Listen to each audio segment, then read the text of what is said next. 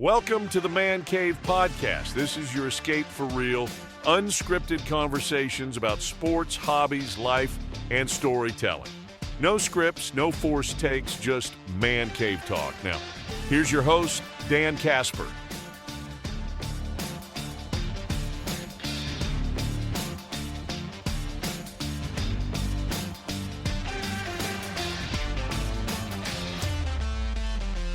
What's up, everybody? Welcome to another episode of the Man Cave Podcast. I'm Dan Kasper, as always. Big thanks for tuning in, however you're tuning in. If you're watching the video stream on YouTube, appreciate that. If it's on Apple, Spotify, or wherever you listen to your podcasts, appreciate you tuning in there. If you don't mind, just help a brother out, help a guy out, all right? And 5-star rating on Spotify, 5-star rating on Apple, positive review on Apple. It helps the algorithms spread the word of the Man Cave Podcast. Tell your grandma, tell your grandpa, tell your third cousin from your second marriage.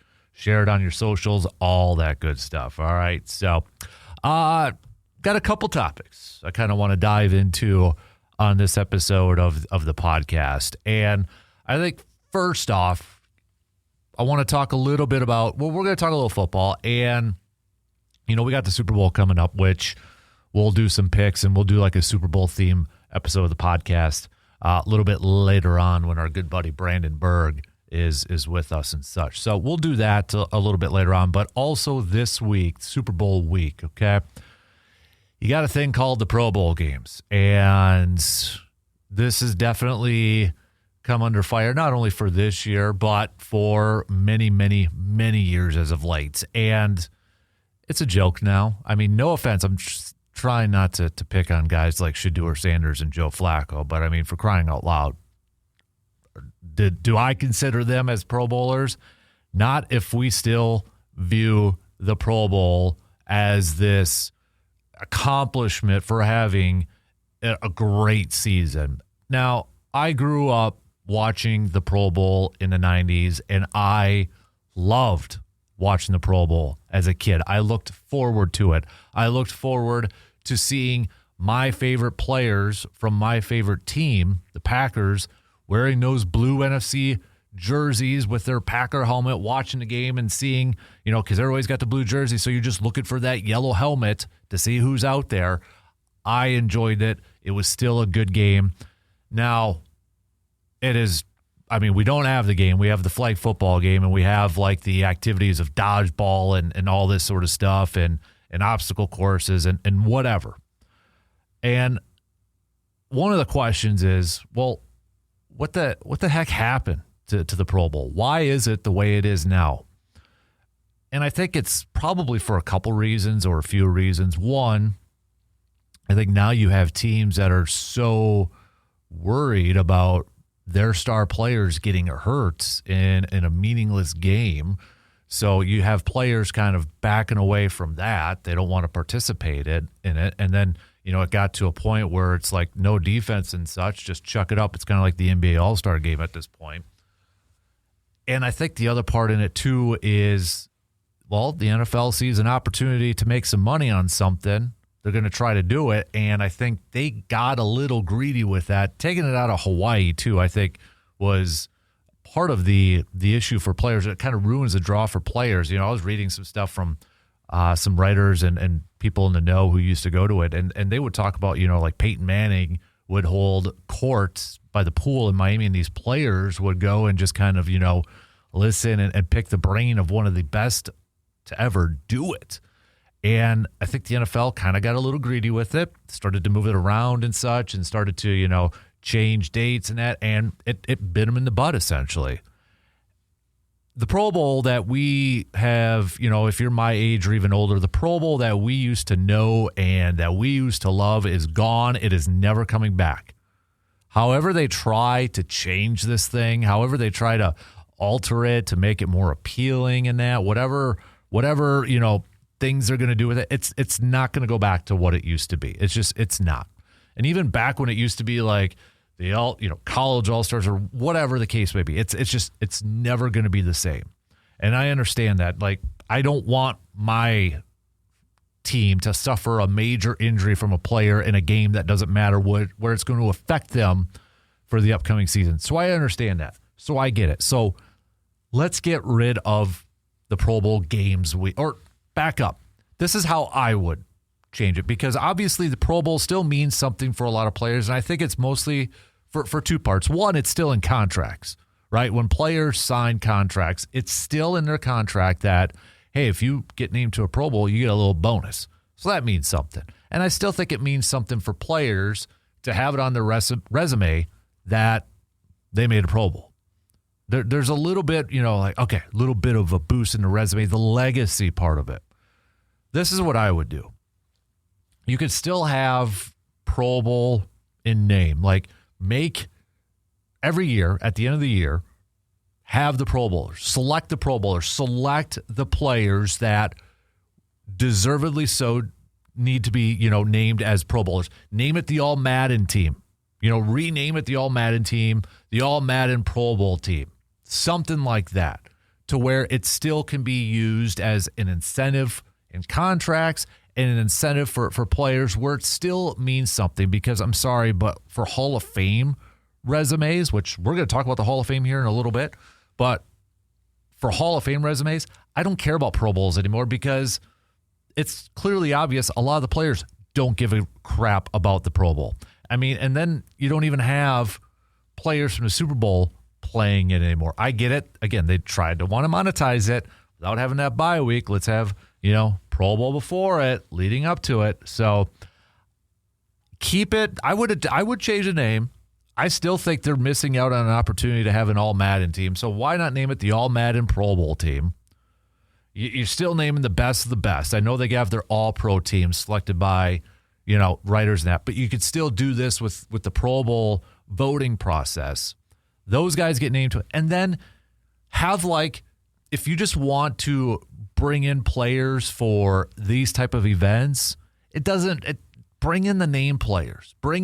Because I still think there is a market or a segment of the population that gets geeked up about these flag football games or these throwing competitions and such, and that segment is kids. It's the youth. My kid, my 8-year-old, enjoys watching it. And I think that's the area the NFL has to target. And that's the area where us as adults just kind of have to okay, it's for the kids. Kids are probably going to be stoked that a guy like Shedeur Sanders is playing in this. So I think you kind of have to separate the two. This would be my idea. Separate the two. Have your All-Madden Pro Bowl rosters. And then have your, Super Bowl week festivities. But bring in players, different players. It doesn't have to be a Pro Bowl player. It can be a Pro Bowl player. But invite a bunch of guys and then kind of form your events that way. You can have some youth favorites, fan favorites, right? They don't necessarily have to be the best of the best, but bring these players in and do these events. So there's not an uproar that Shedeur Sanders is in the Pro Bowl or Joe Flacco is in the Pro Bowl. It's just bringing in players and you're doing a Super Bowl festive week. I think that's the way to do it. If you just kind of rename it and acknowledge that it's not what it used to be, but still acknowledge the best of the best players, and still have fans vote for their All-Madden Pro Bowl rosters, I think there is something there. I really do. I believe that, and I think that's something that the NFL needs to look at, because right now it's kind of a joke. But as the NFL has proven time and time again, they're not too concerned, I feel like, in public perception, as long as fans are still paying, still buying, paying attention to it. It just feels like the NFL is printing money at this point in time. So, but that's, we sit here and complain about this, that, and the other thing, but we never have a resolution. That would be my resolution, to fix this whole Pro Bowl nonsense sort of thing. The NBA, I used to love watching the NBA All-Star game. That thing has become a joke now too. I'm curious to see how the 3 teams, the 2 All-Star teams and the World team are going to work this year. kind of following a little bit of the NHL, which I think the NHL has done a really good job of revamping their All-Star festivities. But I'm a little skeptical on the NBA side of things. And that one to me is interesting because I believe the NBA is more of an individualized sport. And kids these days, they just want offense. They're not buying into defense. I just think the NBA All-Star Game, if you're an adult and you get wound up about it, I'm guilty of it. That one might just have to be, it's all about the kids. It's all about youth fans. It's all about offense. Nobody gives a rip about defense anymore. Now, is it pretty pathetic in terms of the game and how they go about it? Yeah, absolutely.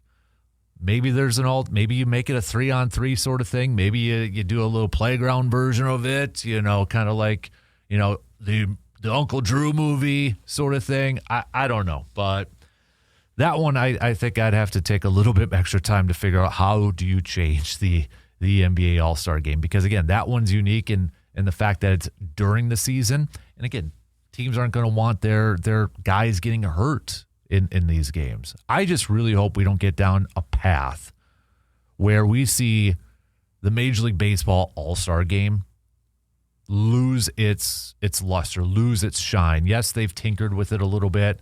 Remember when Bud Selig did the home field advantage for American League, National League? And then, obviously the home run derby has been tinkered and such, but the game itself is still a competitive game, and you still get the big names out there. You get Paul Skeens going up against Aaron Judge like we did last year. And I hope that's something that still continues. I think Major League Baseball's All-Star Game is by far and away the best of the All-Star festivities. I'd probably put NHL second, NBA third, and the NFL right now at fourth. So speaking of the Hall of Fame, though, and in football, so obviously the big story was last week about Bill Belichick not getting into the Pro Football Hall of Fame, which I think surprised everybody and their unborn child at this point. And to not have Bill Belichick in the Pro Football Hall of Fame is an absolute joke. He will eventually get into the Hall of Fame, but if he is not a first ballot Hall of Famer, then who is? I mean, this is very comparable to like Major League Baseball. Or I should say the Pro Baseball Hall of Fame, because remember, these leagues are not technically affiliated with it. They don't have any say in such, which Roger Goodell was quick to point out in his presser the other day. But I think what happened is voters got too cute and said, okay, he's going to be a lock, so I'm going to put my votes towards somebody else to try to get them in. And now we found out Robert Kraft is not going to be in there either. So it looks like it's going to be a variation, or maybe all of the senior candidates from the player side. I can see a lot of the voters kind of going with the route of like, okay, these are going to be locked, so I'm going to put my vote towards this person, and hopefully that helps get them in. And it bit them in the butt. It bit them in the butt. I'm sure some voters are probably like, okay, Spygate, Deflategate, so I'm going to punish him and not vote for him for this year. But they probably still assumed that they were going to get in. Well, I bit them in the butt too. My thing is, if you voted against Bill Belichick because of Deflategate or because of Spygate, you better have that same energy, and you better do the same thing when Tom Brady's up. That's what I would do. I would easily. I shouldn't say easily, but I mean, you can't do one thing and not do the same for the other. Tom Brady got suspended for Deflategate, whether we agree with it or not. That's on the record. So if you're going to punish Bill Belichick for part of that too, and I get it, Spygate and Deflategate versus just Deflategate, you got to keep that same energy when it comes to Tom Brady. And the thing is, they won't. They won't do it, nor should they. But it sets a bad precedent. And it's such a bad look. It is an incredibly bad look. And I almost feel bad for the Hall of Famers that are going to be in this class, because it's always going to be a little tainted as, okay, this is the class that it should have Bill Belichick, but for some reason he wasn't voted in. So there's always going to be that mark to it. And I get there's a backlog. Like Mike Holmgren, to me, should 100% be in the Pro Football Hall of Fame. Mike Shanahan should be in the Pro Football Hall of Fame. Tom Coughlin should be in the Pro Football Hall of Fame. There are coaches that I think are in the Pro Football Hall of Fame, and I'm not saying they shouldn't be in the Hall of Fame, but I'm saying that there's other coaches that I feel like are more deserving to be in the Hall of Fame. I think Mike Holmgren should be in before Bill Cowher. I think Mike Shanahan should be in before Bill Cowher. And now you've just created more of a logjam with this. And I know the NFL did this for their 100th anniversary, where they expanded the class or expanded, so they could get more players in and such, and hopefully alleviate a little bit of that logjam.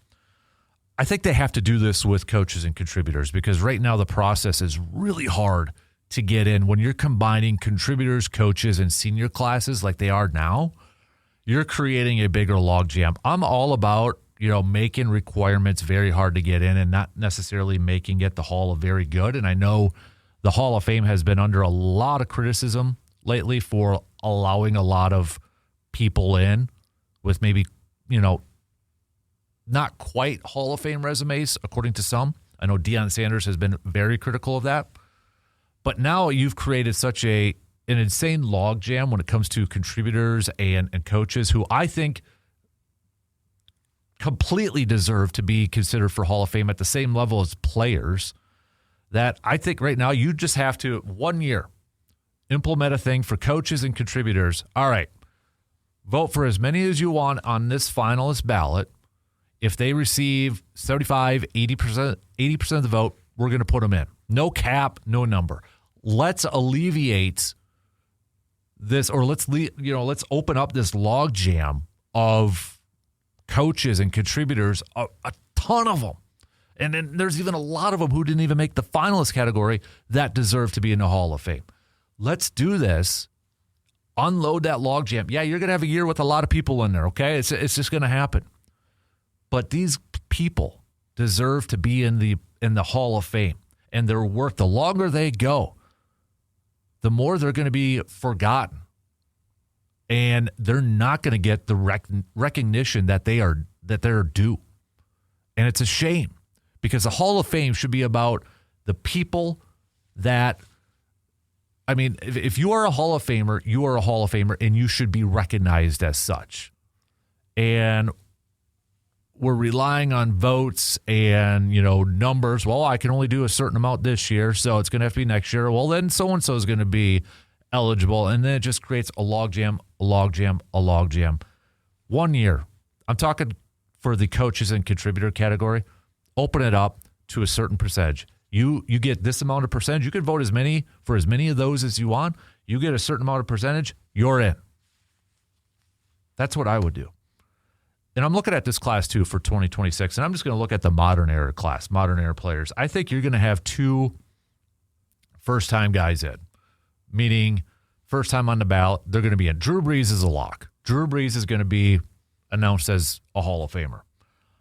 I think Larry Fitzgerald is also going to be announced as a Hall of Famer this weekend. I think those 2, first time on the ballot, they're going to be in.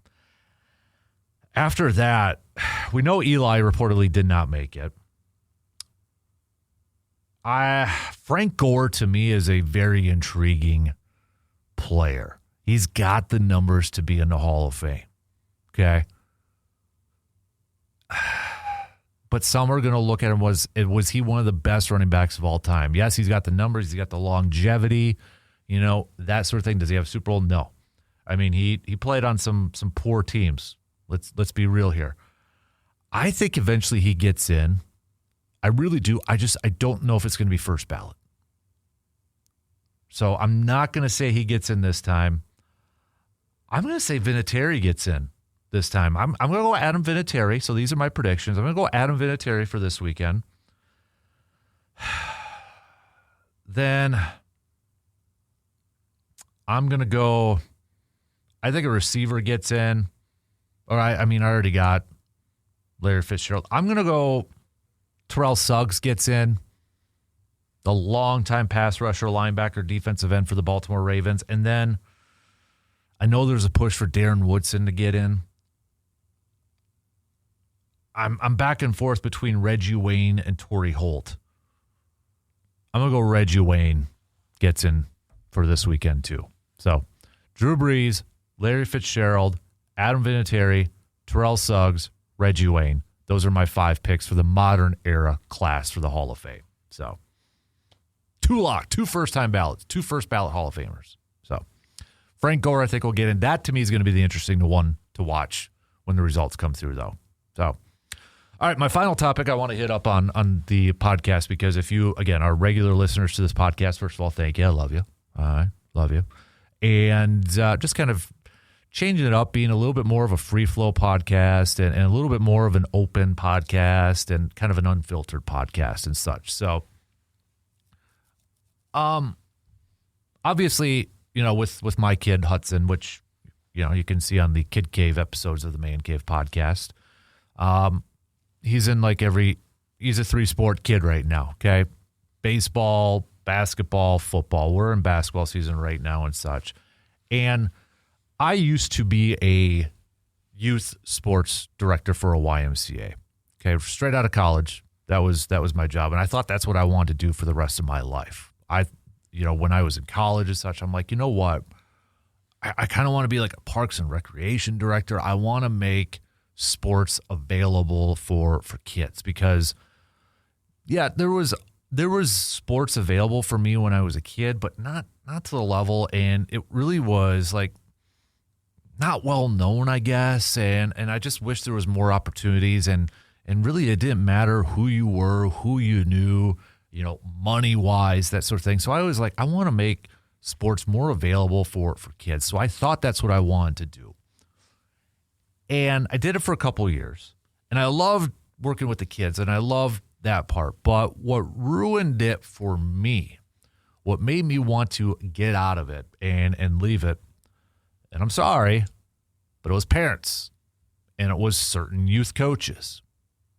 And some of the stuff that I had seen and had to experience. For example, my first week on the job, I had to get the police involved because of a parent waiting to, quote, meet an official outside. I think you could catch my drift, okay?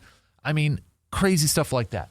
Seeing parents get so wound up in 4th grade basketball.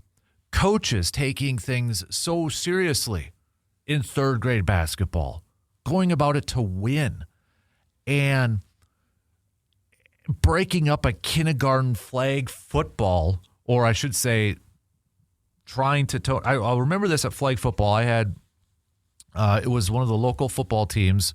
The players were volunteering their times on Saturday mornings after their games on Friday nights to be officials.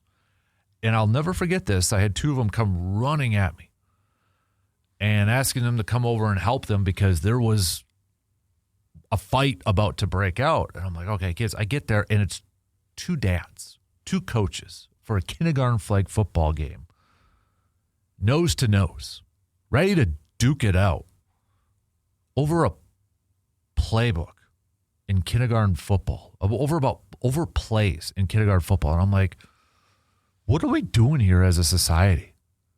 Like, what are we? And just it really ruined sports for me for a hot minute.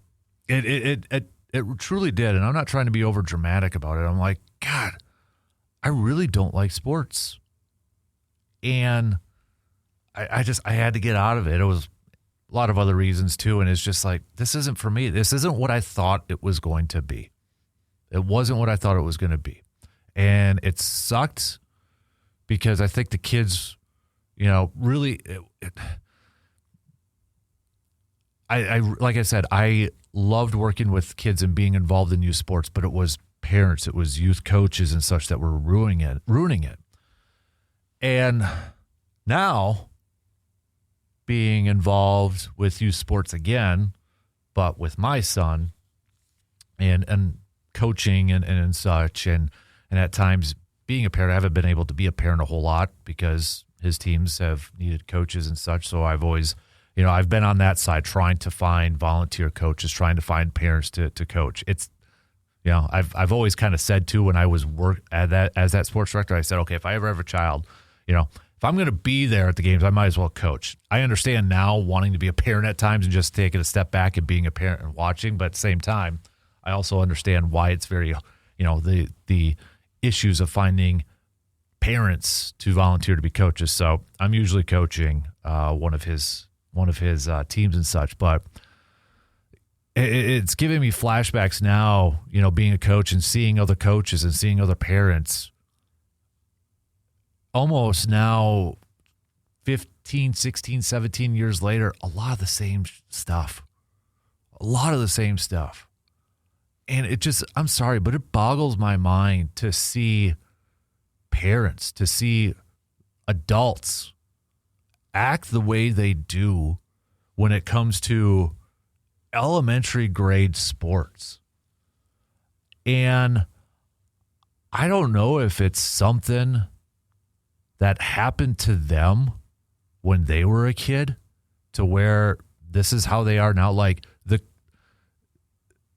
the goal to win in games that they don't keep score, the goal to make sure their kid is getting the all the attention, all the glory, all the praise, if you will.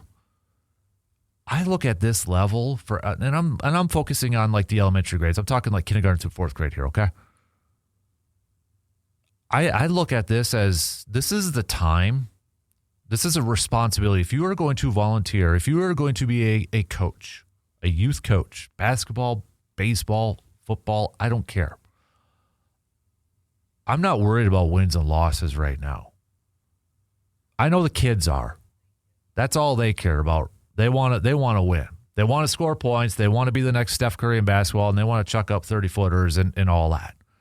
Let those kids worry about that. That's what they're worried about. I mean, my kid, yes, he keeps track of how many points he has scored in his head. But as a coach, I look at this level as it's my responsibility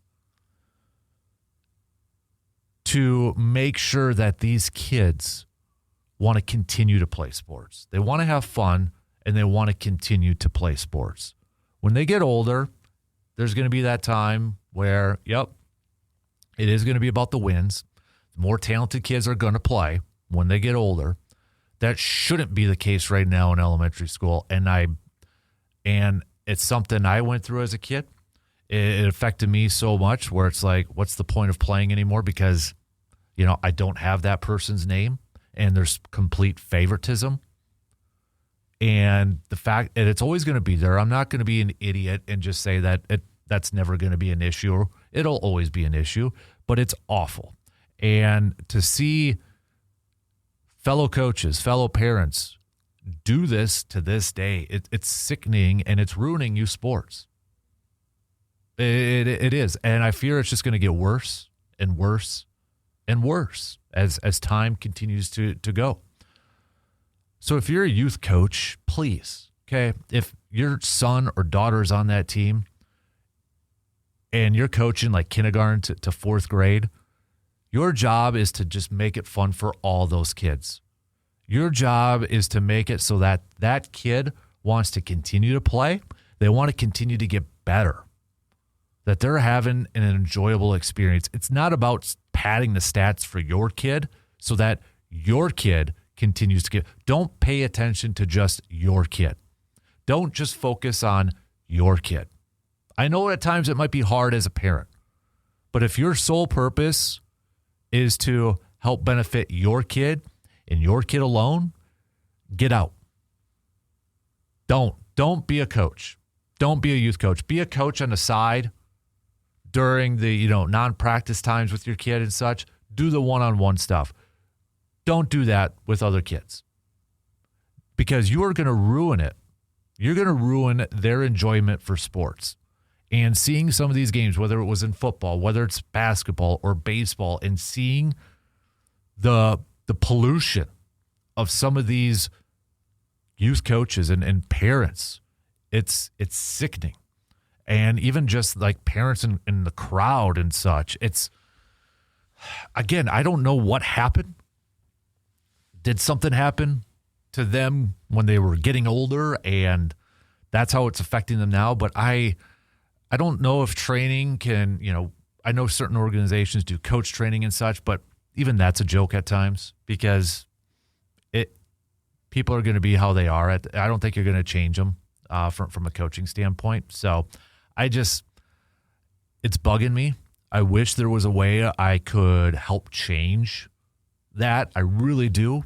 That's why I want to start a brand called the Man Cave brand, where, you see a lot of stuff out on social media or there's the Meat Eater. There's Youth Inc. by Greg Olson. These are brands, Dad Season. These are brands to help create awareness or spread good messages about that. And that's what I would like to do with the Man Cave brand is spread the goodness about sports, spread the positive messages about sports, and just create a culture and create an environment that sports is a good thing.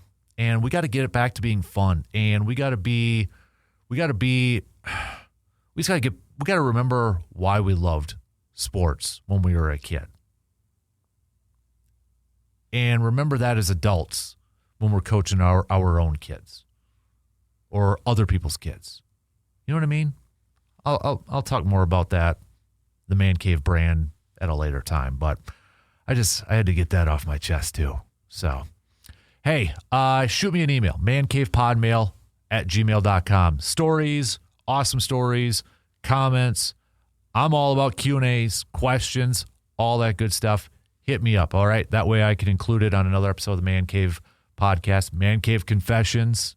We've dabbled into that a little bit and such, so send those on over too, would you?